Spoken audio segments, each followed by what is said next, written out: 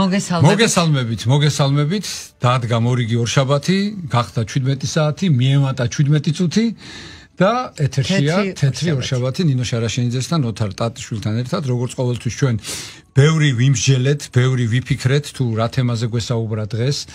არა აქტუალური თემა მოგეხსენებათ მედიცინაში არ არსებობს. მithumetes ჩვენ გადაცემაში ყოველთვის აქტუალურ და საინტერესო და საჭირო თემებზე ვსაუბრობთ და მაქსიმალურად ვცდილობთ რომ სასარგებლო რჩევები გავცეთ, არა მარტო ჩვენ, რა თქმა უნდა, პირველ რიგში ჩვენმა სტუმარმა. აი რა თემაზე ვისაუბრებთ დღეს, ამას ქალბატონი ნინო მოგვიყვება და ვინ არის ჩვენი გადაცემის სტუმარი, ამას ისევ და ისევ მე მოგახსენებთ, ცოტა მოგვიანებით ქალბატონი ნინო ბრძანეთ რა თემა შეარჩიეთ დღეს სასაუბროდ. პირველ რიგში მიხარია ბატონო თარ თქვენი ხილვა გადაცემაში. დიდი მადლობა ქალბატონო. ძალიან სასიამოვნოა, რა მინდა რომ გითხრათ. საერთოდ მედიცინა მე მგონი ერთ-ერთი ყველაზე სწრაფად განვითარებადი დარგია მსოფლიოში. და ყველა ექიმი, რომელიც ამ სიახლეებს, რაც ყოველ წუთიერად და წამიერად ხდება მედიცინაში, ფეხს ვერ უწყობს, განწირულია ძალიან მალე დავიწყებისთვის. ასე რომ თქვა. სტომატოლოგია ისეთი დარგია, რომელიც არ ამგონია ოჯახი, რომელსაც არ კონდეს პირდაპირ შეღესარი აბსოლუტურად გაუთვალისწინებელი და წინსწრებით ვერ განსაზღვრი პრობლემა, რომ შეიძლება დაგემართოს რაიმე სტომატოლოგიური პრობლემა. ჩემს ბავშვობაში მაგალითად სტომატოლოგია უკავშირდებოდა, აი ბებია, ბაბუ, ასე შემდეგ, რომ მიდიოდი სტომატოლოგთან, აგიღებდა ზომას, მერე გაგიშვებდა სხვა ექიმთან, რომელიც დაგიმზადებდა პროტეზს, მერე მიდიოდა ბრძოლა ამ პროტეზის მორგებაზე, ასე შემდეგ და ასე შემდეგ. აღმოჩნდა, ჩემთვისაც აღმოჩენა იყო, რომ ციფრული სტომატოლოგია ეს არის ერთ-ერთი ყველაზე საუკეთესო და ერთ-ერთი ძალიან ახალი მიმდინარეობა სტომატოლოგიაში, როდესაც ერთი ექიმი თავის თავში რამოდენიმე ექიმის ფუნქციას წარმატებულად აერთიანებს. სტომატოლოგის შიში თუ ქონიათ, როდესმე ქალბატონო. იცით ბატონო, მე ძალიან გამიმართლა და არც ერთი კბილი არასდროს არ ვტკენია. მართლა? მე რაღაცა შიში მქონდა, ფობია მქონდა სტომატოლოგის ყოველთვის და რითი დავძლიე, იცით ეს შიში? სტომატოლოგი მოვიყვანე ცოლად. უი, ძალიან წარმატებულია. ამით დავძლიე სტომატოლოგიის ფობია. კარგი. ხუმრობა ახლა გადავდოთ გვერდზე. აბსოლუტურად სწორად ბრძანეთ თქვენ ქალბატონო ნინო, რომ თანაც ეს ციფრული სტომატოლოგია საშუალებას იძლევა, რომ ის ძალიან მნიშვნელოვანი პროცედურები, რომელიც არის მტკივნეული, დისკომფორტს იწვევს, დროში გაწელილი, ძალიან მალე გახდეს სრულიად უმტკივნეულ, დროში სრულიად მცირე დროში ჩატევაში და არ გამოიწვიოს პაციენტთან განსაკუთრებული აბსოლუტურად გეთანხმებით, რომ მედიცინა ვითარდება, მათ შორის რა თქმა უნდა გამონაკლისი არ არის სტომატოლოგია და წარვადგინოთ ჩვენი სტუმარი, დღეს ჩვენი სტუმარია ექიმი სტომატოლოგი, ორთოპედ ქირურგი, ციფრული სატექნიკო ლაბორატორიის დამფუძნებელი რევაზ ღაზიაიძე. მოგესალმებით ბატონო რევაზ, დიდი მადლობა მობრძანებისთვის და პირველი შეკითხვა ასეთი მექნება, რადგანაც ციფრულ მედიცინაზე ვსაუბრობთ. ციფრული სტომატოლოგია, ციფრული ლაბორატორია, ანუ რას ნიშნავს ეს დამფუძნებელი ბრძანდებით და რას მოიცავს ციფრული ლაბორატორია? მოგესალმებით პირველ რიგში, მადლობას გიხდით მოწვევისთვის, მე ვსალმებით ჩვენს მსმენელს, მაყურებელს.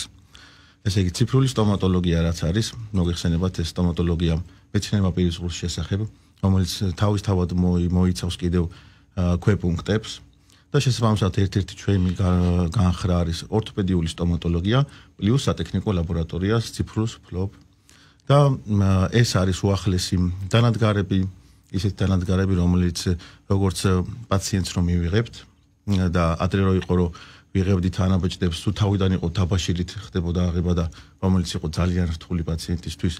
შემდეგ უკვე სილიკონით ხდებოდა ანაბეჭდის აღება და ეხლა უკვე ისე განვითარდა ეს ყველაფერი, რომ უკვე სკანერით ხდება, არაფერი ზედმეტის პატარა ესეთი დანადგარია, რომელიც ასკანერებს პირისყრუს, რომელიც იძლევა უზუსტეს ან ფაქტიურად შეცდომა გამორიცხული არის მანდ და ეს მერე ფაილის სახით გადაიგზავნება ლაბორატორიაში, მიდის იქვე და სრულიად კომპიუტერულად ციფრულად კეთდება მზადდება კბილები, რომელიც გამოდის, ანუ შეცდომის დაშოვა ფაქტიურად მინიმალურზეა დაყვანილი. რომელიც მიკრონებზე განისაზღვრება, მეტი არა. რა თქმა უნდა, რა მინდა იცით რო გკითხოთ ბატონო რევაზ, აი გზას რო გავყვეთ, როგორ ხვდება პაციენტი რა გზას გაივლის. ანუ თქვენი პროფესია ის ციფრული სტომატოლოგია მხოლოდ და მხოლოდ აი პროტეზირებას, რაღაცის ცირკონის გვირგვინები, 1000 რაღაც მიმდინარეობაა, ხო? და იმედი ამაზე ვისაუბრებთ.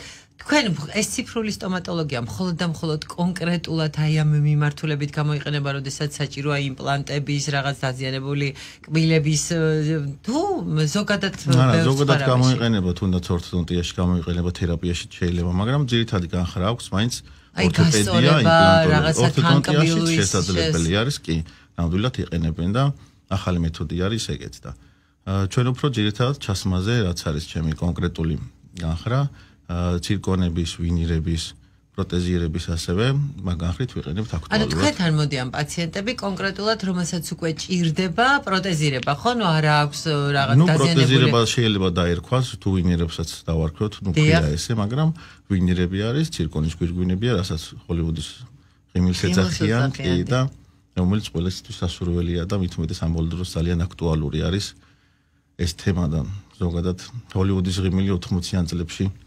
შექმნეს, როდესაც გადაღებები მიმდინარეობდა ამერიკაში და უკვე საჭირო გახდა, რომ მსახიობს ქონოდა იდეალური ღიმილი.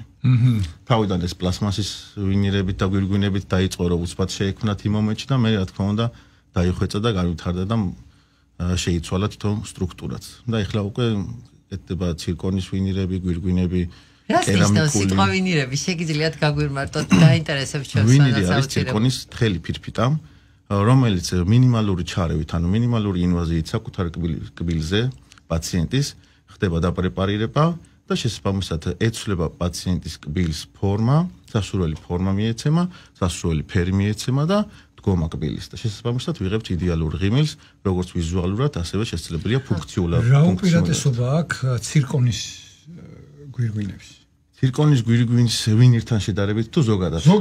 ზოგადად ცირკონის გვირგვინით როგორც ვინირით, ანუ ცირკონის გვირგვინით უფრო შეგვიძლია შევცვალოთ ღიმილი, გაცილებით მეტი ჩარევით. იმიტომ რომ ზოგიერთ შემთხვევაში ვინირი არ შეიძლება რომ გამოვიყენოთ, ანუ ვერ იმუშავებს და შესაბამისად გადავდივართ ცირკონის გვირგვინებზე. ვიზუალურად შეგვიძლიათ მივიღოთ ვიზუალი ძალიან კარგი, ძალიან მყარი არის შესაბამისად დროის პერიოდში ხანგრძლივად მუშაობს.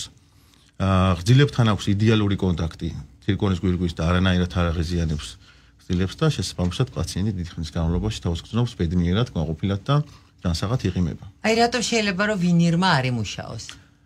როდესაც დიდი ჩარევა ხდება პირისყრუში, როდესაც მთლიან პირისყრუს რეკონსტრუქციას ვაკეთებთ, მაგ შემთხვევაში ვინირი ვერ იმუშავებს, იმიტომ რომ მაგნეტატურთოს ვერ გაუძლებს. და როდესაც მინიმალური ჩარევა ხდება, ასე თუ ისე ჯანსაღია კბილები და უბრალოდ ადამიანის ვიზუალის გამოსწორება უნდა მაგ შემთხვევაში. კი ბატონო და მხოლოდ ამის ჩარევის შემდეგ, როცა მივიღებთ უკვე იდეალურად გამზრდებულ პირისყრუს ორთოპედიისთვის, ღერი ჩვენ ვიწყებთ მუშაობას. კონტრ უნდა აკმაყოფილებდეს ხო რა თქმა უნდა თავის კრიტერიუმებს, ანუ გრძელები ჯამთელი უნდა იყოს აბსოლუტურად. უნდა დაიჭიროს ჯერ ეს ერთი და მეორეც ეს ერთი დაზიანებული, მაგრამ შეიძლება კბილი გახდეს ამოსაღები და ასე შემდეგ. გარანტია აი რამდენხნიანი აქვს ბატონო რეზო? გარანტია როგორც ასეთი ჩვენ სტომატოლოგიაში არ გვაქვს. არ გვაქვს, იმიტომ რომ ჩვენ რა თქმა უნდა მაქსიმუმს ვაკეთებთ, რომ იყოს მყარი, იყოს დიდი ხანი იმუშაოს და მაგრამ მე უკვე პაციენტზე არის დამოკიდებული ის, როგორ მოულის, რას გააკეთებს. ჩვენ ხო ვერ დავყვებით თან, ხო არ ვიცით ის ფიზიკურად რას გააკეთებს. როგორ მოულის, ხო და მაგიტომაც ძნელი მოსავლელია, რაიმე მოვლის წესი არსებობს განსაკუთრებული? არა, განსაკუთრებული არ არის, ისევე უნდა მოვლა, როგორც საკუთარ კბილებს, ჩვეულებრივი ექიმთან ვიზიტი 4 თვეში ან 6 თვეში ერთხელ. ანუ ჯაგრისით დამუშავება ეს ყველაფერი შესაძლებელია. კი, ფლოსით გაწმენდა აუცილებელია. ერთხელ წელიწადში. კი, როგორც საკუთარ კბილს ჭირდება გაწმენდა და ნადებს იდებს, ანალოგიურს აკეთებს ცირკონის გვირგვინი, ან ვინირი და აუცილებელიც არის. თუ ეს გაწყდა ეს ჯაჭვი მერე უკვე არანაირი პასუხისმგებლობა ექიმს აღარ აქვს იქ, იმიტომ რომ ეს სრულად უნდა იყოს აბსოლუტურად ორივე მხრიდან შესრულებული ის პირობა, რაც თავიდან დაიდო ექიმს და პაციენტს შორის. რაიმე ასაკობრივი შეზღუდვა თუ არსებობს?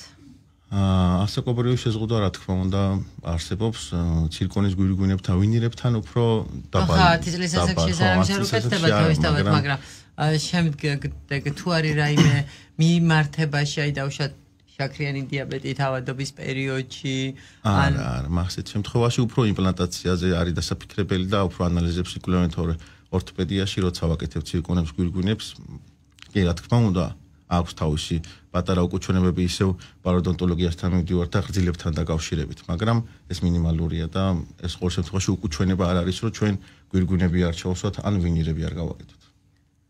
ანუ თქვენი პროფესია, აი ამ ვინირების და ამ ცირკონის გაკეთების დროს უკვე არსებულ კბილებზე მუშაობთ, როგორც მივხვდი, ხო? არსებულ კბილებზეც შეიძლება რომ არ კონდეს და მაინც შესაძლებელია ეგრეთ წოდებული ხიდების გაკეთება, გვირგვინების და ყველაზე იდეალური ვარიანტი ამ შუალედში თუ იმპლანტს ჩაისმევს პაციენტი და იმპლანტზე გაკეთდება გვირგვინები. აი წყობა მასე, ხო? კი, ყველაზე იდეალური ვარიანტი. თქვენ ორთოპედ ქირურგი ბრძანდებით, ანუ იმპლანტებსაც იმპლანტებს მიაქვს. არა, პირის ქირურგიას ვაკეთებ უბრალოდ ორთოპედია და სატექნიკოს და იმპლანტოლოგია არ ვარ. კარგით, იცით რა მაინტერესებს, აი ციფრულ ლაბორატორიას რომ მიუბრუნდეთ, მე როგორც ვიცი, თქვენი უშუალო ჩართულობით ხდება იქ შექმნა ამ გვირგვინების, ხო? დიახ. და არა ხართ დაუშვათ დამოკიდებული სხვის ხელობაზე და სხვა ტექნიკოსზე. აი რომ მოგვიყვეთ აი ეს მე არ შემხედრია მაგალითად ესეთი რამ. არა, არც მე ხო გეუბნები მე ძალიან ბევრი ადამიანს ვიცნობდი, რომელსაც ცნობილი იყო რომ ყველაზე მაგარ პროტეზს აკეთებს და მაგარი ტექნიკოსია და პირის ღრუს არ მტკივა. ნუ ახლა ეს დაახლოებით იცით რა არის ქალბატონ ნინო ბატონრეზო, ხო, მახსოვს თქვენი სახელი ჯერ არა მაქვს ეგრე საქმე. ქალბატონ ნინო, ესე იგი, აი რამდენიმე მაგალითი არსებობს რომ დაუშვათ რადიოლოგიაში ჩემ დარგში რა კომპიუტერული ტომოგრაფიის სპეციალისტი თან რომ აპარატურის ინჟინერიც არის. დიახ. ხო, ანუ აპარატურას თუ რამე პრობლემა შეექმნა, იქ სისტემური ისე ბატონოთა სერიოზული კონკურენტი გაგიჩნდათ ახლა ხელოვნური ინტელექტი. ხო, ძალიან სერიოზული. მე ხო იცით ძალიან დიდი წინამორბედი ვარ ხელოვნური ინტელექტის და ვებძვის როგორც კი შემიძლია. ხო, მაგრამ აი ორთოპედიაში, სტომატოლოგიურ ორთოპედიაში ასეთი რამ ნამდვილად არასდროს გამიგია, რომ თუ ექიმი თვითონ იყოს ამავდროულად ტექნიკოსი და თავის დამზადებულ გვირგვინებს ქალაქში ყოფილიყო ერთი კარგი ადამიანი, რომელსაც შეეძლო ამისი გაკეთება ამ პროტეზებით და ასეც იყო ჩვენ ბავშვობაში. მთელი ქალაქის სტომატოლოგები მასზე იყვნენ ორიენტირებული და თუ მისი გაკეთებული პროტეზი ქონდა, არ იყავი შეწუხებული და ესე იგი ეს არის ძალიან მნიშვნელოვანი მიღწევა, რომ თქვენ მთელ ჯაჭვს აკონტროლებთ. მე მაინტერესებს რამ გამოიწვია თქვენი დაინტერესება, რატომ გადაწყვიტეთ რომ თქვენ თვითონვე დაგემზადებინათ, იმიტომ რომ მე დარწმუნებული ვარ რომ ძალიან დატვირთული ხართ, დარწმუნებული ვარ რომ უამრავი პაციენტი გყავთ და მე არ ამგონია რომ თქვენ მოჭარბებული დრო გქონდეთ, ხო? და უფრთხილდებით თითოეულ წუთს და საათს და დღეს. აი, რატომ მიხვედით ასეთ გადაწყვეტილებამდე, რომ თქვენ თვითონვე ყოფილიყავით თქვენი თავის ტექნიკოსი? კი ბატონო, პირველ რიგში ეს იმან გამოიწვია, რომ როდესაც ტექნიკოსი ხარ, როდესაც მუშაობ ფუნჯით, ნუ კომპიუტერულ თემასთან მერე, მუშაობ ფუნჯით ასრულებ ამ ყველაფერს. ანუ შესაბამისად უნდა გქონდეს ხატვის და ძერწვის ნიჭი და ეს მე მქონდა თავიდანვე და სურვილი მქონდა რომ მე თვითონ გამემზადებინა. იმიტომ რომ როდესაც შენ თვითონ ასრულებ ამას და ამზადებ, სრულიად შეგიძლია თქვა რომ ჩემი გამზადებულია და ჩემი ჩასმულია ყველაფერი. ანუ მე გავამზადე სრულიად ყველაფერი და ეს ჩემთვის უფრო დიდი ბედნიერება არის და ყოველთვის თავს უფრო სხვანაირად ვქცნობ, რომ როდესაც პაციენტს ღიმილს უყურებ ბედნიერ სახეს და ყველაფერი არის ჩემი გაკეთებული და შესაბამისად ეს ძალიან დიდ ბედნიერებას მანიჭებს. როდესაც პაციენტებს ვჩვევი, მე შევდივარ ლაბორატორიაში. იქ მყავს დამხმარე ადამიანები, რომლებთანაც ვმუშაობ, მაგრამ აი მე რო იქ შევდივარ და მე რო ვაგრძელებ ჩემს საქმიანობას, აი ფაქტურად აღლებას ვეგრძნობ და ამას კიდევ ხელახლა გავდივარ იმ ყველაფერს და აბსოლუტურად ყველა პაციენტის გვილი გადის ჩემ ხელში, სანამ საბოლოო ეტაპზე პაციენტთან მივიტან მე თვითონ. რა საინტერესოა. ბატონრეზო, იცით რა მაინტერესებს, თქვენ კი ბრძანეთ აი ციფრული სტომატოლოგიის, ციფრული ლაბორატორიის უპირატესობის შესახებ, მაგრამ მაინც მინდა რომ ცოტა ჩაუღრმავდეთ ამ თემას. აი ქალბატონმა ნინომ იკითხა, რომ დაუშვათ რა გზას გადის არა ეს პაციენტი. კი, ჰოლივუდის ღიმილი გაქვთ ნამდვილად. ერთი დავნერგოთ ახალი ტერმინი დავნერგოთ რეზოს ღიმილი. რეზოს ვინც იქნება ბატონი რევაზის პაციენტი, იმას ყველას უთხრათ რომ ჰოლივუდის ღიმილი კი არა აქვთ, აქვთ რეზოს ღიმილი. და ბატონ რეზო, აი უფრო დეტალურად რომ მოგვიყვეთ, ანუ აი დაუშვათ, ნუ თაბაშირს ახლა არავინ აღარ ხმარობს, როგორც თქვენ ბრძანეთ. არის, მაგრამ ნუ იშვიათად გადადის. კარგი გენაცვალე, არის, მაგრამ იშვიათად. ანუ სილიკონი ასე თუ ისე ჩვენთვის გასაგებია და ეხლა მეც გამივლია ეს პროცედურა ქალბატონ ნინოსგან განსხვავებით, იმიტომ რომ მე მასზე ასაკოვანი ვარ. და ვიცით, ანუ რა ხდება ხო, ამ სილიკონზე როგორ ხდება, პირი უნდა დახურო იქ და ჩემი ადგილი ანაბეჭდი კეთდება და ანუ მოდელირება ხდება ერთგვარი ზედაყბის, ქვედაყბის და ასე შემდეგ. თუ ვწდები რამეზე, გამაჩერეთ ჩემი სწორედ მე არ ვარ სტომატოლოგი და ჩემგან მოსულა შეცდომების დაშვება ამ დარგში. აი უფრო დეტალურად რომ მოაგვიყვეთ, ციფრულად როგორ ხდება ეს ყველაფერი? კი ბატონო, მოგიყვებით, მოგახსენებთ. ესე იგი, პაციენტი რომ მოდის, რა თქმა უნდა, ექიმები ბრძანდებით დავიცით, რომ პირველ რიგში ანამნეზის შეკრება და პირისყრის დათვალიერება. შემდეგ უფრო სრულყოფილი დაგეგმარებისთვის ვაკეთებთ, ანუ გვაქვს საშუალება რომ პირისყრს დავასკანეროთ და სახის სკანერი მაქვს კიდევ სპეციალური, როდესაც სახის ვასკანერებ და ვიღებ პაციენტის 3D სახის, 3D გამოსახულებას. შემდეგ ეს ყველაფერი გადაგვაქვს კომპიუტერში და სპეციალურ პროგრამაში პაციენტზე შემიძლია გავაკეთოთ წინასწარ მოდელირებული კბილები და თუნდაც 3D სახეზე ეს ამ სკანერს აქვს, ამიდე თვითონ მარტო ამ სკანერს აქვს თუ კიდე კომპლექსურად? კიდე სხვა პროგრამები არის, კიდე სადაც გადაგაკეთეს ინფორმაცია და ანუ მე შემიძლია უკვე პაციენტს ვაჩვენო წინასწარ თუნდაც 3D გამოსახულებაზე, კბილები როგორი რასიგრძის ექნება, როგორი ფორმა ექნება, აიქნება და ამაზე მუშაობთ წინასწარ ჩვენ.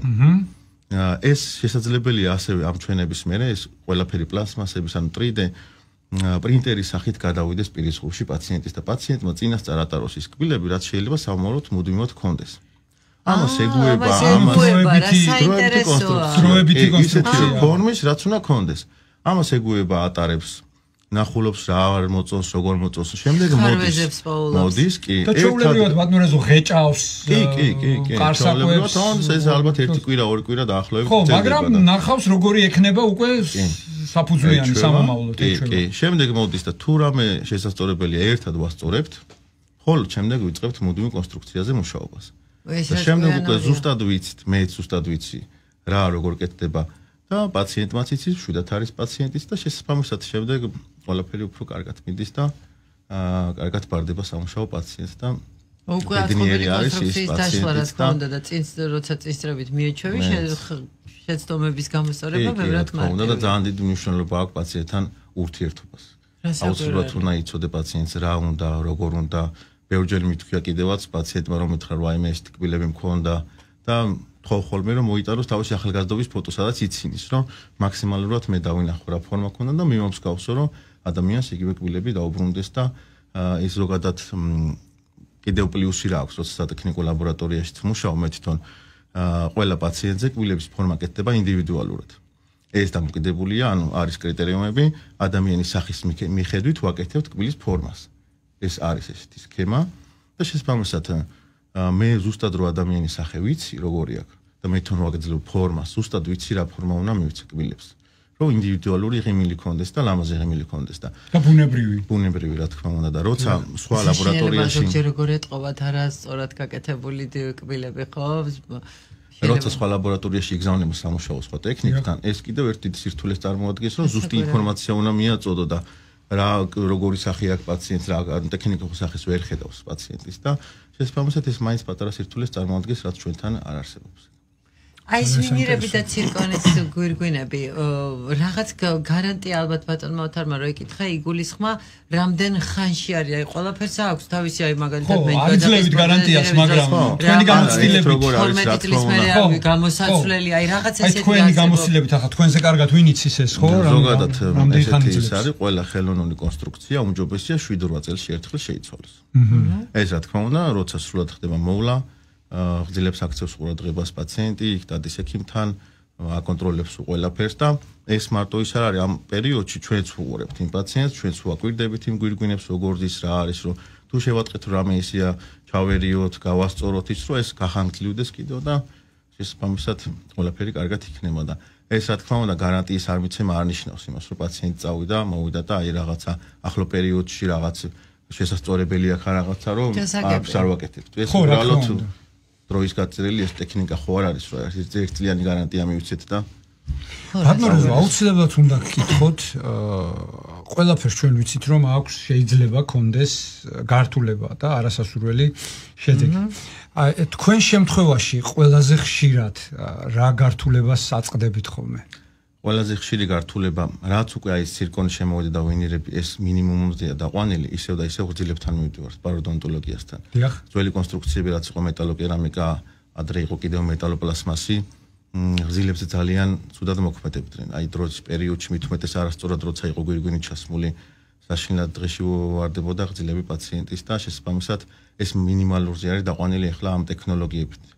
და შესაბამისად პაროდონტოლოგმა აუცილებლად უნდა იმუშაოს, მაგრამ შემდეგ უკვე მინიმალური საქმე არის, როცა სწორად კეთდება ყველაფერი, რა თქმა უნდა, თორე არასწორად ჩასმული თუნდაც ვინირი და გვირგვინი ეხლაც კი გამოიწვევს მაგ ყველაფერს. ანუ თქვენთან ვიზიტამდე მაინც რეკომენდებულია პაროდონტოლოგის კონსულტაციის გავლა. თქვენთანვე კლინიკაში პაროდონტოლოგის თერაპევტი. თუ საჭიროა გაწმენდა. ჩემი მეუღლის პაროდონტოლოგია და თერაპევტი არის და გასაგებია. ანუ თქვენც დაგიძლევიათ სტომატოლოგიაში. ბატონებაც, ჩემი პროფესიიდან გამომდინარე, ხშირად აქვთ ხოლმე ჩემ პაციენტებს გარკვეული დაზიანებები პირის ღრუში. ბევრი სახის პრობლემა შემხვედრია და მათ შორის ერთ-ერთი არის, როდესაც აი ამ კონსტრუქციები, რომელიც პირის ღრუში სხვადასხვა იგივე ხიდი, რაც თქვენ ახსენეთ, იწვევს ხოლმე რაღაც გარკვეული სახის ალერგიულ რეაქციებს.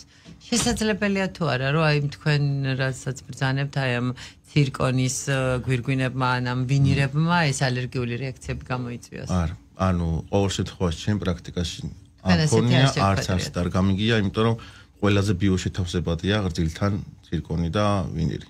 ყველაზე ბიოშეთავსებადია, ანუ ერთად ძალიან კარგად გრძნობენ თავს. ენის დაზიანება მინახავს მაგალითად ესეთი არა ხო? ცირკონს და ვინირს, თუ მექანიკური დაზიანება არ ხდება და ისე არ არის ჩასმული, ალერგიული ფონზე მე ყოველ შემთხვევაში არც გამიგია და რაიმე დაავადება ხო თუ არ არის, თუ არის უკუჩვენება, ეხლა მე არ ვლაპარაკობ ისე დაავადებებზე, ძვლის დაზიანება, როცა მიდის ოსტეომიელიტები და ასე შემდეგ. აი რაღაცა სხვა ისეთი გავრცელებული დაავადებები. რა დროსაც არ შეიძლება რომ ეს გააკეთო.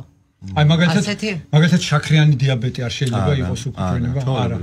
შევაკეთებ, რა თქმა უნდა, უფრო მეტი დავალება ეძლევა პაციენტს, რომ მიაქციოს ღრძილებს მკურნალობა, იმიტომ რომ მოგეხსენებათ შაქრიანი დიაბეტი ღრძილებთან პრობლემური არის ყოველთვის. დიახ. და როცა ამასასრულებს პაციენტი, ჩვეულებრივ მუშაობს, არანაირი პრობლემა არ აქვს. და აი აკრძალვები მაგალითად მყარი საკვები, ან ცხელი, ცივი, აქვთ რაღაც გარკვეული აკრძალვები? ცხელზე ცივზე არანაირი აკრძალვა არ არის. ერთადერთი ვინირს უფრო მეტი მოფრთხილება ჭირდება, იმიტომ რომ გაცილებით ფაქიზია და აი მყარი საკვების მოკვეჩა, თუნდაც სნიკერსი რომ მოკვეჩოს და უშუალოდ ან ესეთი მყარი საკვების აკრძალული არის. ცირკონი გაცილებით უძლებს მაგ ყველაფერს. მოკვეჩა, მაგრამ დაღეჭვა?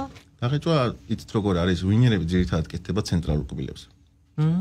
და შესაბამისად კი საღეჭებზეც ვაკეთებთ ხოლმე, მაგრამ ძირითადად ცირკონებზე გადავდივართ საღეჭების შემთხვევაში და ცირკონის გვირგვინები უძლებს მაგ ყველაფერს.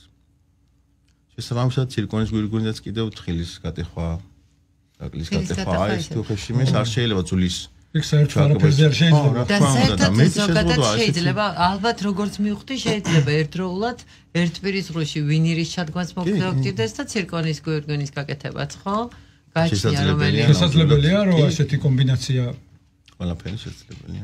კარგი, ჩვენ ახლა პაუზა უნდა ავიღოთ, ალბათ ნინო, როგორც გვანიშნებენ, ხო, ну, როცა საინტერესო თემებზე საუბრობ და მოსაუბრე ყავს საინტერესო, დრო ყოველთვის სწრაფად გარბის, ალბათ ნინო. სიასაკის მოტივასთან ერთად ეს აქტუალური ხდება. დროის სწრაფად გაქცევა? მხოლოდ დროის. არა, მხოლოდ. კარგი. მოკლედ, ახლა ჩვენ რეკლამას მოусმენთ, შემდეგ საინფორმაციო გამოშვებას და შემდეგ დაგიბრუნდებით ისევ სტუმართან ერთად ჩვენი გადაცემის დასკვნითი ბლოკით. დაგველოდით. დავბრუნდით რადიო იმედის ღია ეთერში, თქვენ უსმენთ გადაცემას 17 თეთრი ორშაბათი ნინო შარაშენიძესთან, ოთარ ტატიშვილთან. ერთად დღეს ჩვენი სტუმარია უკაცრავად ექიმი სტომატოლოგი, ორთოპედ ქირურგი, ციფრული სატექნიკო ლაბორატორიის დამფუძნებელი რევას ღაზიაიძე. საუბრობთ ზოგადი სტომატოლოგიის მიმოხილვა ქონდა, რა თქმა უნდა, ციფრული სტომატოლოგიის უპირატესობებზე საუბრობ და ასევე ციფრული ლაბორატორიის უპირატესობებზე საუბრობთ, ვისაც აინტერესებს და ახლა შემოგვიერთდა, შეუძლია რომ ჩვენს წინა ჩართვას და უსმინოს და უცხიროს და ძალიან საინტერესო პასუხები მივიღეთ ჩვენს შეკითხვებზე, ასე რომ გირჩევთ, ვინც გამოტოვეთ, აუცილებლად დაუბრუნდეთ ცოტა დროით უკან გადაახვიოთ. ისე ბატონოთარ, ერთი კაცის ხელში გაკეთებული საქმე რო იწყება და ამთავრებს ყოველთვის უფრო ხარისხიანია ხოლმე, ვიდრე სხვაზე გადაბარებული. ხო, ალბათ, რა თქმა უნდა. რამდენჯერ აგიღიათ თქვენ თავზე ყველაფერი, იმიტომ რომ მართვის სადავები ხელიდან არ არც ერთხელ. დამაჯერებელი პასუხი იყო და მჯერა. ნეტა იმას ვაკეთებდე კარგად, რაც მართლა მე მევალება. ნუ მართალი ხართ. ბატონ რეზო, საქმე რა შეიცით რომ საერთოდ ჩვენი გადაცემა ემსახურება ცნობიერების ამაღლებას მოსახლეობის. ჩვენ არ ვიძლევით აქ სამკურნალო რჩევებს, ჩვენ უბრალოდ მიუთითებთ გარკვეულ ჩივილებზე, რის გამოთაც მათ უნდა მიემართონ ექიმ სპეციალისტი. კითხვა გამიჩნდა ასეთი, თქვენთან როგორ ხვდებიან პაციენტები? ხვდებიან სხვა ექიმების გვერდის გავლით, როდესაც მათ უკვე აქვთ დაუშვათ დაზიანებული კბილი და ჭირდებათ თუ პირდაპირ მოგმართავენ ხოლმე, ანუ როგორ ხდება აი ამ კოლაბორაციის შეკრა? მოგესალმებით კიდევ ერთხელ. ესე იგი, ჩვენთან ხდება პაციენტის მოსვლა. არის რომ პირდაპირ ჩემთან მოდიან პაციენტები და კონსულტაციას რო ვატარებ. შემდეგ მე გადავამსამართებ. თქვენს პროფესიას რა ქვია? ორთოპედია. თქვენ ხართ ორთოპედი და ციფრული სტომატოლოგიაში ლაბორატორიის დამფუძნებელი, სადაც მე თვითონ ვამზადებ მაგ ყველაფერს. დიახ. და შესაბამისად პაციენტი რომ მოდის კონსულტაციაზე, თუნდაც სხვა თერაპევტთან იჯდეს, ორთოდონტთან იჯდეს, ერთად უნდა გავიაროთ ის ყველაფერი, როდესაც უნდა კბილების, ვინირების, ცირკონების ჩასმა. კი, ერთად გავდივართ, ვიგეგმებით ერთად, შემდეგ ხდება ამ გეგმის მიხედვით მკურნალობის დაწყება. შესაბამისად, შეიძლება დაიწყოს ორთოდონტმა მკურნალობა. ზოგი პროცესი არის საკმაოდ ხანგრძლივი, როდესაც უნდა ადამიანს იდეალური ღიმილი და არის თანკბილვა დარღვეული. შესაბამისად, აუცილებელია ჯერ ორთოდონტთან მივიდეს. გაისწოროს კბილები, რომელიც შეიძლება წელიწად-ნახევარი გავიდეს, დაჭირდეს, შემდეგ ხდება უკვე პირის ხურს მომზადება და შემდეგ ხდება უკვე იდეალური ღიმილის გაკეთება და ჩასმა. შესაბამისად, პაციენტს კი ყოველთვის უნდა რომ აი მოდის პაციენტი კონსულტაციას დაუშვათ, ამ ყველაფერს გეგმავთ და მეორე კითხვა ეგრევე, როდის მექნება კბილები. საერთოდ კბილი მართლა მარტო ღიმილი ხო არ არის, კბილი არის ერთ-ერთი ყველაზე მნიშვნელოვანი საჭმლის-მომნელებელი სისტემაში და დაუღეჭავი და დაუქუცმაცებელი საკვები იწვევს მთელ რიგ პრობლემებს. პირველი ინსტანცია საჭმლის-მომნელებაში, რა თქმა უნდა. ჩემმა 10 წლის, 5 წლის იყო ნიკოლოზი, იცოდა რომ პირის ხრო ამზადებს საკვებს კოჭის.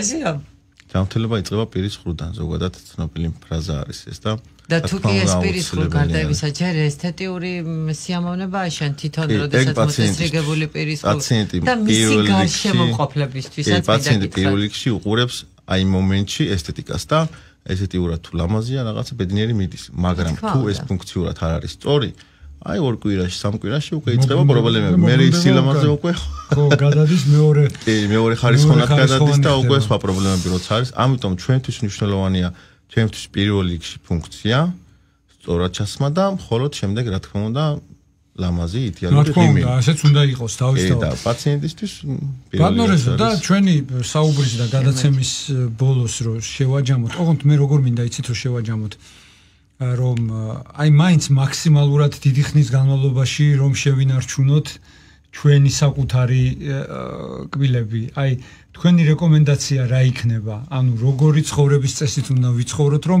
მაქსიმალურად ჩვენი კბილები გქონდეს რაც შეიძლება დიდი ხანი? ნუ რა თქმა უნდა პირველ რიგში ვიტყვი რომ საკუთარ კბილს არაფერი ჯობია. არანაირი ციფრული ლაბორატორიით გაკეთებული, არანაირი ვინირი, არანაირი გვირგვინი, იმპლანტი საკუთარ კბილზე გამთელი კარგი და სწორი არაფერი არ არის. პაციენტმა ყველა უნდა იზრუნოს აუცილებლად რომ თავის დროზე მიხედოს თავის კბილებს, რომ შეიძლება დიდხანს გქონდეს. უკვე შემდეგ როცა ზიანდება, შემდეგ მიდის ექიმთან, ჩვენ ვეხმარებით დარღვეული თანკბილის აღდგენაში, სახსარმარს სწორად იმუშაოს, სწორად დაღეჭოს, გადაამუშავოს საკვები და შესაბამისად მერე ჩვენ უკვე ვეუბნებით რა და როგორ გააკეთოს. პირველ რიგში რა თქმა უნდა წეღანაც ვახსენე რომ ექიმთან რეგულარული ვიზიტი უნდა ხდებოდეს ის აუცილებლად რომ მაგ შემთხვევაში პაროდონტოლოგიც, თერაპევტიც, მეც ვათვალიერებთ, ნახულობთ რომ თუ რამე პროცესი მიდის იქ რაც შეიძლება 1 წელში, 2 წელში, 3 წელში უკვე თავის სერიოზულად იჩინოს, თავიდანვე აღმოფხვრათ და თავიდანვე მარტივიც არის, მე უფრო დიდი ჩარევები გვჭირდება. რა თქმა უნდა. და შესაბამისად პირველ რიგში კიდევ ჰიგიენა, აუცილებლად კარგი ჰიგიენა, რომელსაც პაროდონტოლოგი ასწავლის უფრო კარგად, თერაპევტი უხსნის უფრო კარგად და აი როცა ამ ყველაფერს დაიცავს პაციენტი, უფრო დიდხანს ემსახურება თავის საკუთარი კბილის და ჩასმული კბილით. რა, დიდი მადლობა უნდა მოვახსენოთ ჩვენ სტუმარს, ექიმი სტომატოლოგი რევას ხაზიაიძე იყო. თეთრი ორშაბათის სტუმარი, საუბრობდით ძალიან საინტერესო, აქტუალურ რაც მთავარია თემაზე მე მგონი ეს ის სტუმარია მეორე რომლის ტელეფონის ნომერიც უნდა დაიწერა, უნდა გქონდეს ტელეფონის ნომერი, რომ ეგრევე რუს რო აკრებ რევაზი უნდა ამოვარდეს. მოკლედ დიდი მადლობა ბატონო რევაზ, ძალიან დიდი მადლობა თქვენ ქალბატონო ნინო. ისე ერთ სიტყვას მაინც ვიტყვი და დავამთავრეთ, იმიტომ რომ სად უნდა მოგძებნოთ თქვენ ადამიანმა. თბილისში მაქსიმ გორკის 21 ნომერში ვართ, ნიუ სმაილი ქვია კლინიკა. ნიუ სმაილი. დიახ. მე გადავაკეთებდი რეზო სმაილად. ამას ყველა რეზო სმაილი დაგხვდებათ იქ. რეზო სმაილი იქ ადგილზე დაგხვდებათ. კარგი. მომავალი ორშაბათი დასვენების დღეა ქალბატონო ნინო და მესმის ხუმრობები, რასაც თქვენ ამაზე აგებთ ბატონო. დავასვენოთ ჩვენი მსმენელიც და მოვანატროთ თავი. აი, 2 კვირის შემდეგ ორშაბათს კი აუცილებლად ნინო შარაშენიძე, ოთარ ტატიშვილი კვლავ თქვენთან ერთად წინსრებით მივულოცოთ. წინსრებით გილოცავთ ჩვენი ქვეყნის დამოუკიდებლობის დღეს. ბედნიერი კვირა.